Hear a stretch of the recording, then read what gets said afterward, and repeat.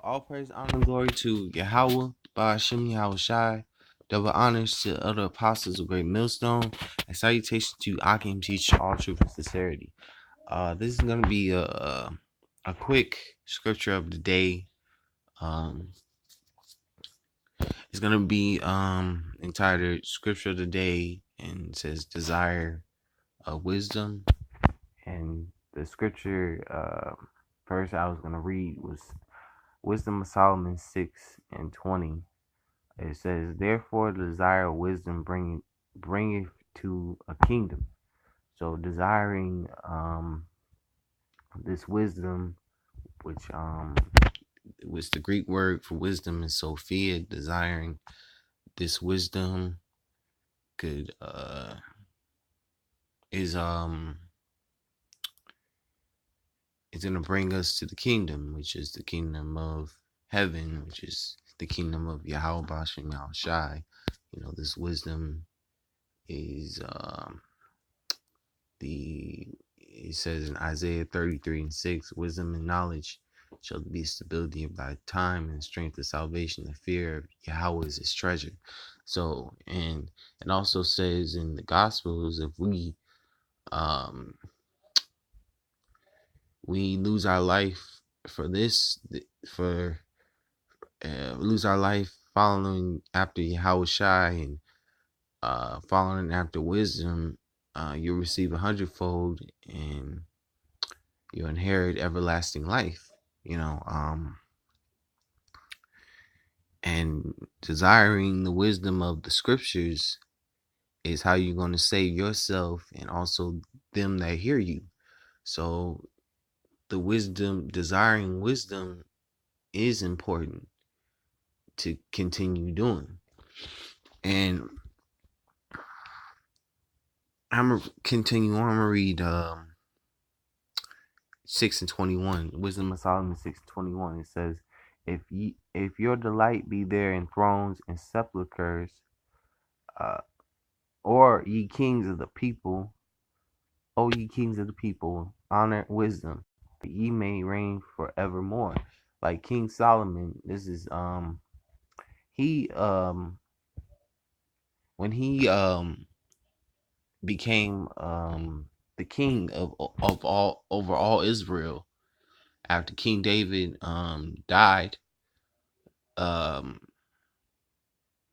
he didn't ask for being really rich and have all the cars. He didn't ask for anything outside of wisdom. He asked for wisdom to govern the nation of Israel.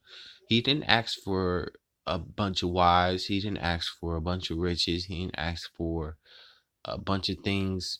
He asked for wisdom. He asked for the wisdom to govern the people, to guide Israel. And the Most High Yahweh gave him everything in that. He gave him wisdom to guide the people, and then he gave him 1,000 wives, 300 concubines, 700 wives. He gave him riches, and he gave them lands. He gave him there was 40 years of peace with Solomon. 40 years of peace because King David whooped those heathens.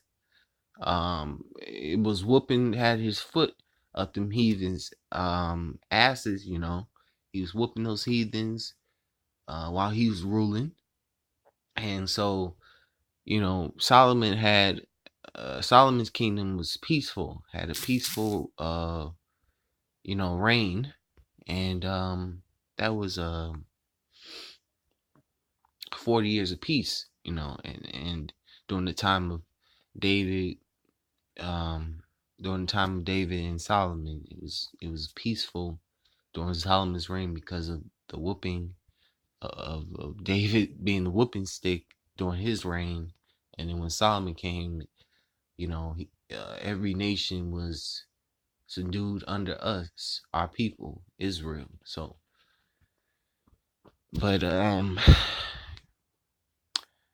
the point was King Solomon, he desired wisdom, and he got everything. He got um women, he got riches, he got everything. Was He had everything. It was given to him once he asked for wisdom, and he got not just wisdom, but he got everything um with that, you know. And because he desired wisdom, he didn't desire even though he could have had, he could have asked for long life, longer life. He could have asked for anything, but he asked for wisdom. um I read Wisdom Solomon 6:22. It says, ask for wisdom, what she is and how she came up. I will tell you and will not hide mysteries from you, but will seek her out from the beginning of her nativity and bring the knowledge of her into light, and will pass over the truth.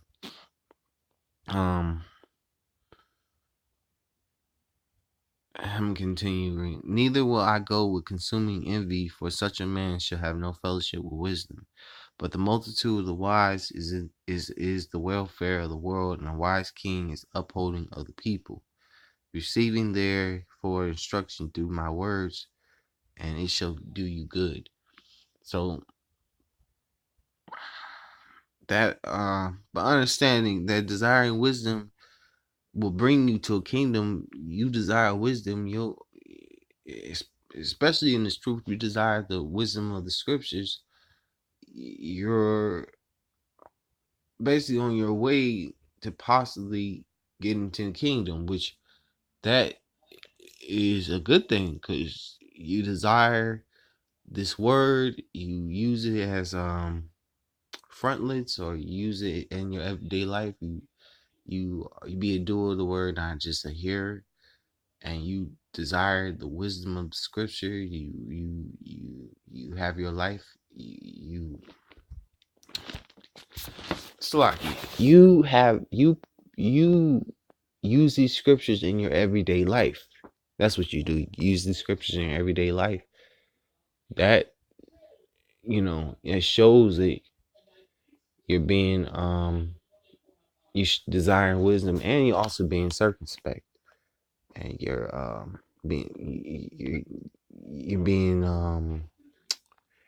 being circumspect, and Slaki. I'm trying to, words come to mind, but I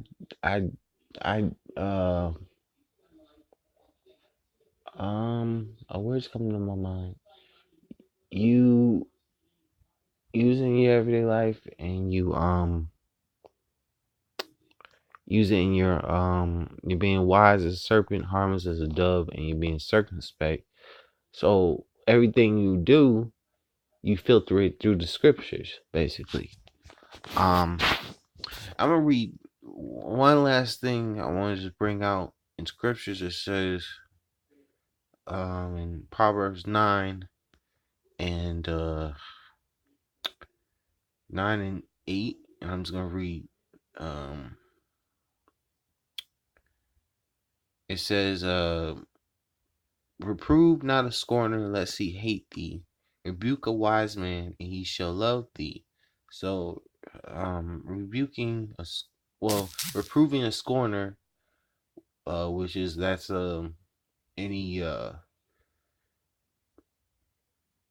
person that probably scoffs, or he's just 2/3 who doesn't you try to reprove or rebuke them, they'll hate you. But if a wise man, a man that is in the truth, and he's following the law, statutes, commandments of Yahweh Bashim Yahushai, he'll love you for reproving him. He'll love you for telling him that he'll love you for you telling him that he's going off, and he'll actually listen, and will find a way not to go off no more, or you know at that moment he'll love you for telling him that he's being a nigga, he's going off or something. Because like brothers will say, if please reprove me, please rebuke me, because when I'm going off, please do it. Like, because that shows, um that's a wise man telling you, I'll love you when if you reprove me when I'm going off, please. Because my brother in my camp, he said, don't suffer sin, on your brother.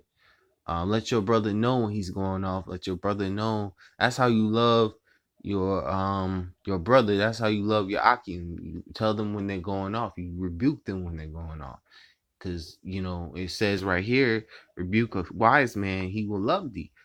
A brother will love you if you rebuke him. Open rebuke is better than secret love. You know, I'll read verse 9. It says, Proverbs 9:9, give instruction to a wise man, and he will be yet wiser. Teach a just man, and he will increase in learning. So, giving instruction to wise men, they will increase in knowledge, basically. And it says, and they'll increase in the knowledge of holy. The knowledge of the holy is the of these scriptures is of and the knowledge of Yahweh Bashim Yahushai. What these scriptures teach and what you learn from reading the scriptures will have you increase in learning, have you grow in the faith also. It says the fear of Yahweh is the beginning of wisdom, and the knowledge of the holy is understanding. And understanding this truth, understanding these laws, statutes, commandments, understanding what we're a part of is part knowledge of the holy.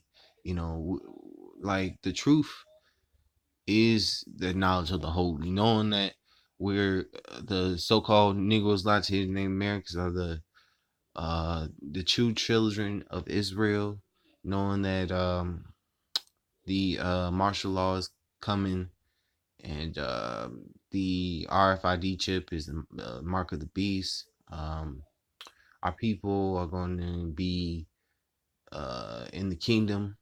The elect are gonna go there first before the 2/3. The 2/3 are gonna come back through the elect. Like the different things that we have learned from our teachers, the different things we have learned from Apostle Tahar, Apostle Gabar, Apostle Rukah, Apostle Ramlab, Elder Manatazak, um, Elder Taziwan, different elders in New York. We've learned things from them. That's the knowledge that's the true knowledge of the holy. What we learn from these men, which they've learned from. They were taught by. They were taught and guided by a man of the Lord, a man of Yahweh Bashim Yahushai. So, and we have been given the knowledge of the truth, the knowledge of the holy, understanding of the truth. So